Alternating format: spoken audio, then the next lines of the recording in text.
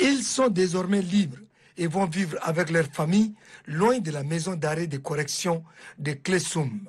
Condamnés le mardi 21 mars dernier à la prison à perpétuité pour leur implication dans la mort du défunt maréchal du Tchad, Idriss Déby Itno, tué au front en avril 2021 et reconnu coupable d'actes de terrorisme, de mercenariat et d'atteinte à la sécurité du territoire national.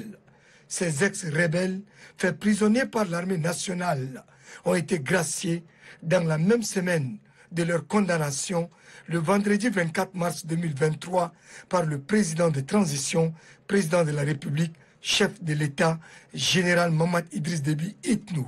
Je salue avec force les plus hautes autorités pour cet acte de taille qui va sans doute contribuer à la réconciliation et à la décrispation de la situation politique et civique. C'est le lieu de vous interpeller au respect des lois établies au Tchad afin de ne plus retourner en prison. Les ex-prisonniers graciés par le chef de l'État, général Mamadou Idriss Déby Itno, ont exprimé leur satisfaction vis-à-vis de cet acte. Ils s'engagent désormais dans le combat d'idées pour un Tchad nouveau. Nous ne voulons plus qu'on ait des orphelins, qu'on ait des veuves, qu'on ait encore des enfants qui peuvent traîner dans la rue.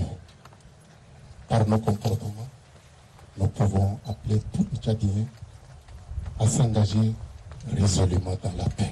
Quant au ministre de la Justice, garde des Sceaux et des Droits humains, Mamadou Ahmad Alabo, il est sans équivoque.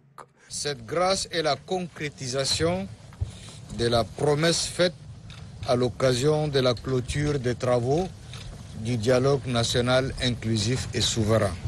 La Cour d'appel de N'Djamena a jugé 404 prévenus, dont 24 acquittements, 380 condamnations contradictoirement à la peine à vie, 56 condamnations par contumace contradictoirement à la peine à vie.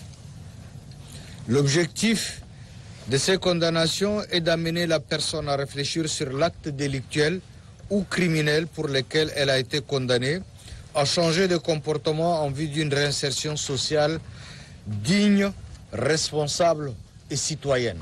Certains donnaient pour mort après leur captivité par des mauvaises langues, à l'image de ces hauts cadres dont le commandant des opérations Mamad Al-Madi, interrogé après le combat par notre confrère Yahya Abbas, a saisi l'opportunité pour appeler ceux qui hésitent à saisir la main tendue du président de transition, chef de l'État, général Mamadou Idriss Déby Itno.